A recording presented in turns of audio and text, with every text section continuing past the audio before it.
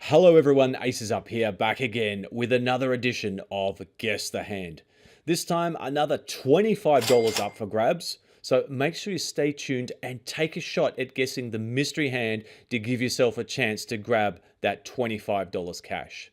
Last episode, it was Susan who bagged herself $25, correctly guessing this hand where I raised from the small blind, and after the big blind called, I fired a c-bet on the flop, double barreled the turn, and the ace is just what we needed on the river to pull the trigger, fire that third barrel, and get our opponent to fold. And of course, we were just holding the king high here. King Jack of diamonds. So once again, well done, Susan, for bagging the $25. Who will be our winner this time? We will be giving away clues in our PokerNerve Facebook group, so make sure you join us if you haven't already. And speaking of the PokerNerve Facebook group, here is a member-submitted hand, an interesting one. So let's take a look at it. There's been some good chat and hand reviews going on recently in the PokerNerve Facebook group.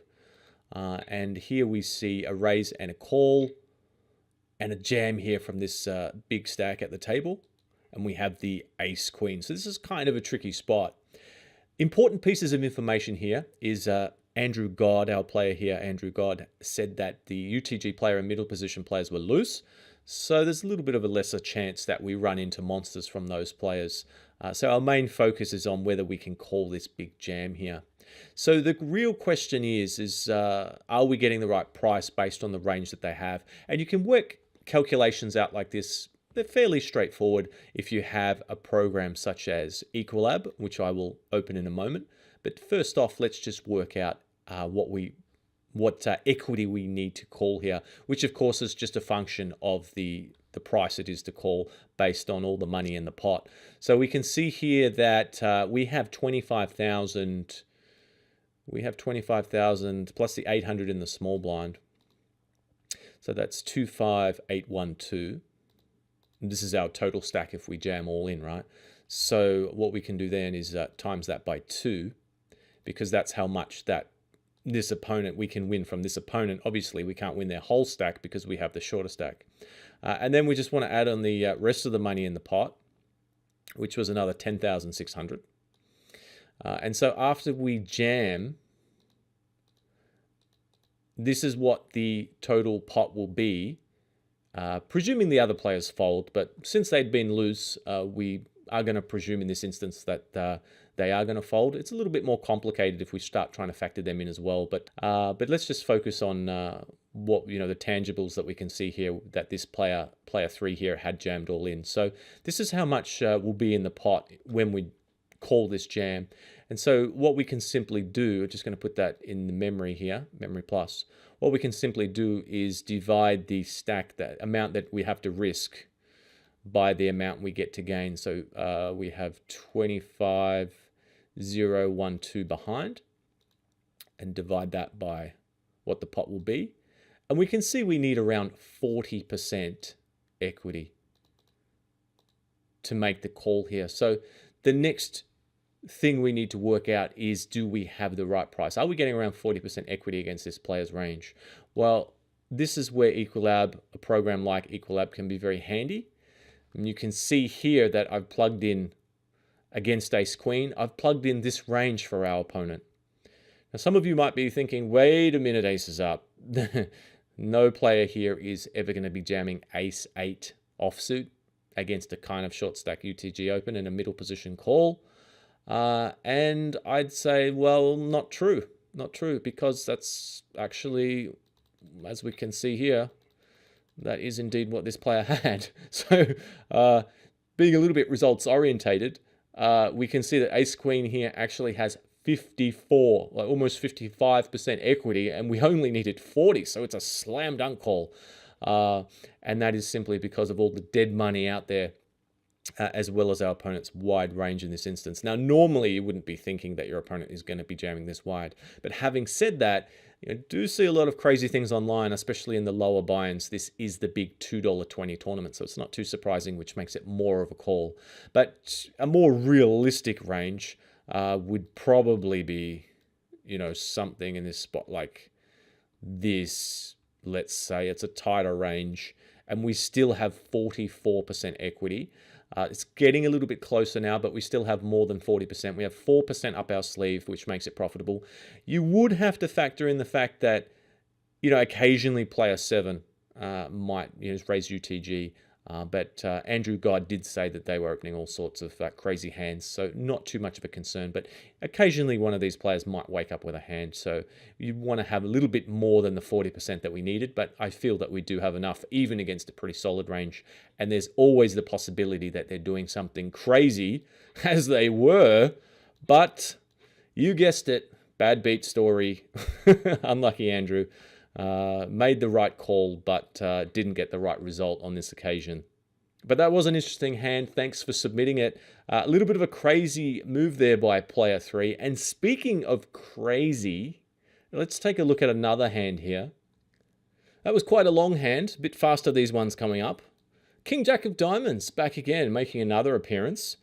We are deep in the Bounty Builder $44 tournament on PokerStars, and we have raced from the cutoff. We're 5-handed.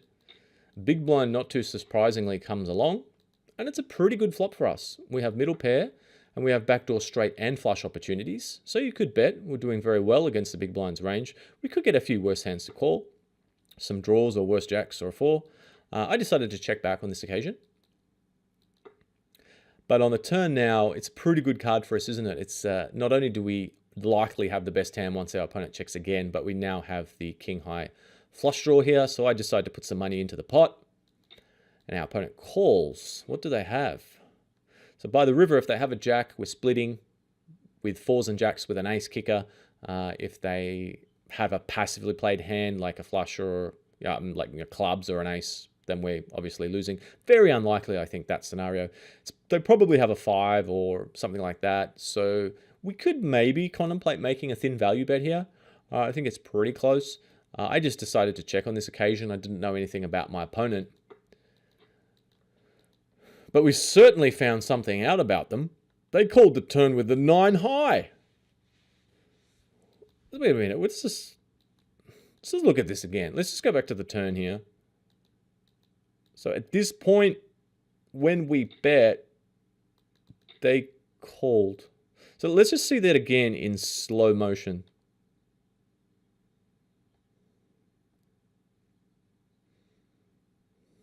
So my advice here would be to aspiring poker players is generally when you're calling out a position against your opponents, try and have something. It's much better to have something rather than nothing. Gives you a chance to win the pot. But certainly an interesting hand nonetheless. Let's move right along now to the next one. This time we are in the UTG position. We have the man queens. Make it 3x. It's a PokerStars. Big 109, one of my favorite tournaments. Folding around, and once again we see the big blind call. We are 2-way to the flop. And, well, I mean, it's pretty good. We still have an overpair, so I'm going to go ahead and bet. Try and get some value from some worse pairs and draws. 2/3 pot, but our opponent calls. And then we get the 4 of hearts on the turn. A dirty little card, because whilst we do have a lot of big pairs, as is the case, our opponent from the big blind is going to be calling with a lot of hands like 4-5 offsuit, or maybe 4-7 of clubs, or maybe 7-10 of hearts. So they can have a lot of hands in their range that we won't be raising with from early position, which gives them a pretty good range advantage and nut advantage now on this card. And that being the case, you want to be a little bit careful about betting. But we can still get value from some hands like 8s with a heart, or maybe Queen X, like Queen Jack. Maybe they called the flop with Ace 5, a gut shot with a heart, something like that. So I did decide to bet again here. It's a close one. It's a close one. Kind of regretting it. Our opponent does check raise us. So now we're in a tough spot. I decided to call and see what we could do on the river here. And that is an interesting river card, especially once our opponent checks to us. So at this point, I think we want to go about turning our hand into a bluff. We could have a heart, kings with a heart, maybe jacks with a heart, maybe king, queen with the king of hearts, aces, queens, hands like that, ace, king with a heart with the king of hearts. So we do have a lot of strong hands in our range once again at this point. and our opponent has checked to us. So if they have a hand like 4-5, or let's say 5-6 of hearts, they're not going to be able to call a shove here, which is exactly what I do. So turn this hand into a bluff, and you've got to always be on your toes, don't you? Looking for ways to win pots. That was turning this hand into a bluff here and picking up a nice pot and setting about building a big stack in the PokerStars Big 109 here. Interesting hand. If you are interested in more poker strategy, make sure you check out PokerNerve's MTT course. Lots on turning hands into bluff in that. And speaking of turning a hand into a bluff, is this a bluff? This is, of course, our mystery hand. $25 up for grabs. And we're going to make it this time. You have to guess the exact hand. So the rank and suit of the cards I'm holding. That's pretty tricky. So I'm going to give you 3 guesses each. 3 guesses this time. It starts off with us raising on the button and the big blind defending. We go ahead and fire on the flop, half pot. Our opponent calls. This is turning out to be a pretty wet board, this one, isn't it? Lots of draws going on here. I fire again here. 2/3 pot. Opponent is still sticking, and there's the ace on the river. It's a little bit reminiscent of the last episode's mystery hand, isn't it, where we triple barreled? And again, not too surprisingly, you knew it was coming. There it is, that third bullet, the triple barrel over pot on the river. There was 3,000 in there, betting 3,200. And is it a bluff? Is it a value bet? Put your guesses in the comments below to give yourself a chance to bag that $25. Good luck. Thanks again for tuning in. This has been AcesUp for PokerNerve. I'll see you next time.